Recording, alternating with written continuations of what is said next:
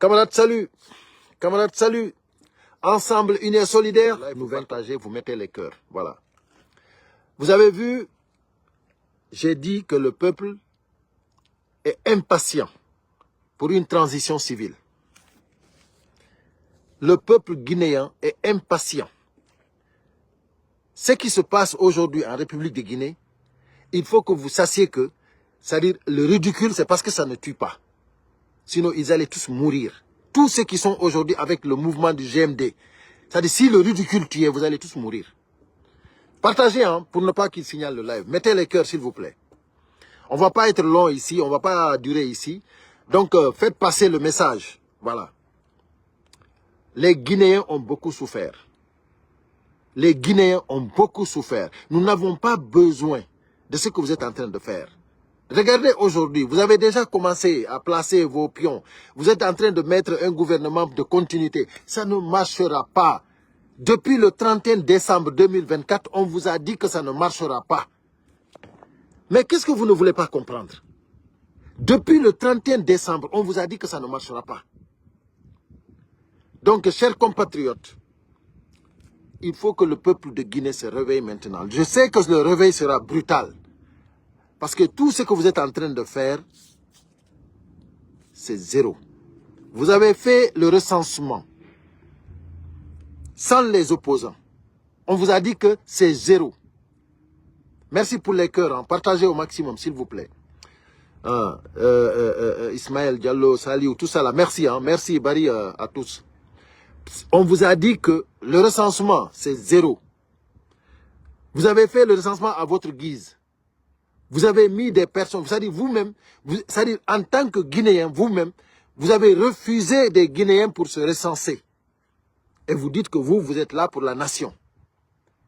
Donc on vous a dit que ça ne marchera pas. Ok. Vous avez fait les référendaires. Ça ne marchera pas. Donc aujourd'hui, vous avez vu, même vous-même, les lois que vous avez votées, c'est-à-dire vous-même, la constitution que vous avez mise en place, vous ne la respectez pas. Vous ne la respectez pas. La constitution que vous avez mise en place, vous ne la respectez pas. Je vais bannir ce maudit-là, nous continuons. Voilà.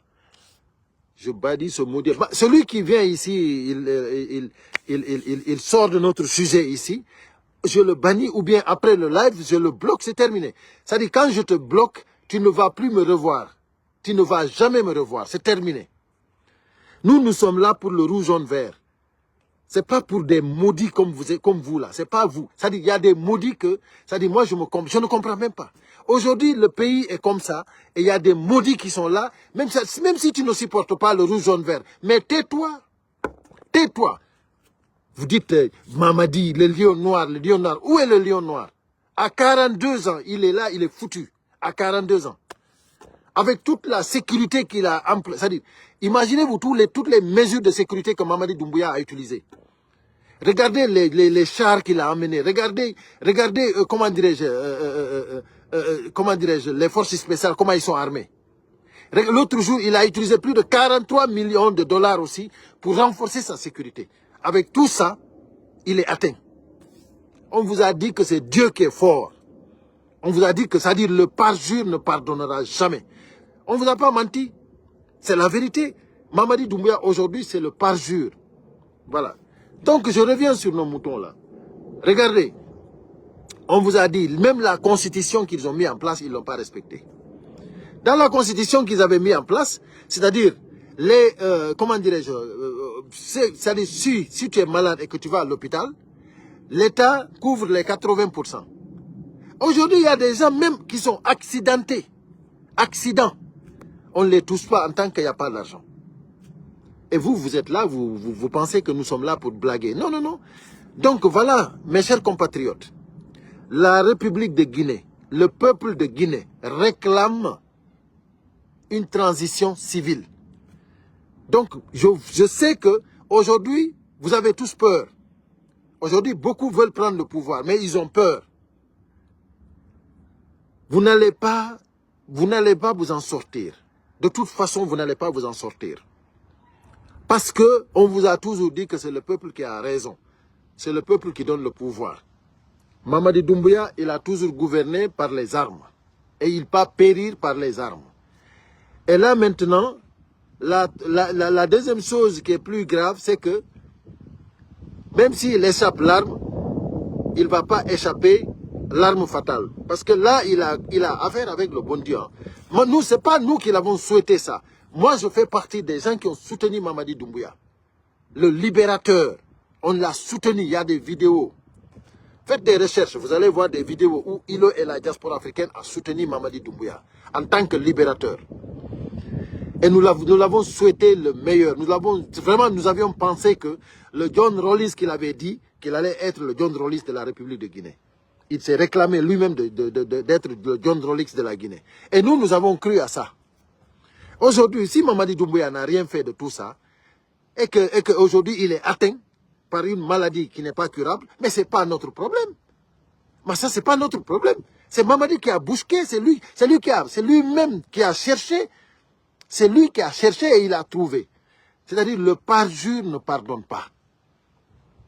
Mamadi parjure, il a cherché, il a trouvé. Donc, mes chers compatriotes, le combat continue.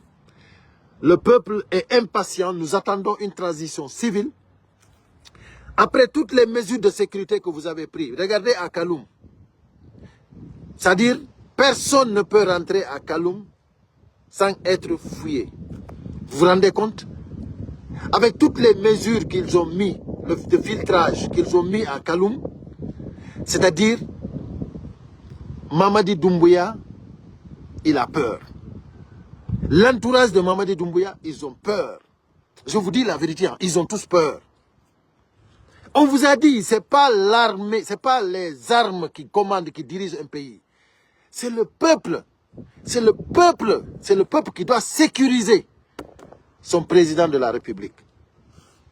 Quand le président de la République prend des armes pour mettre en face de son peuple, c'est parce que lui-même, il sait qu'il n'est pas un élu. C'est un voyou.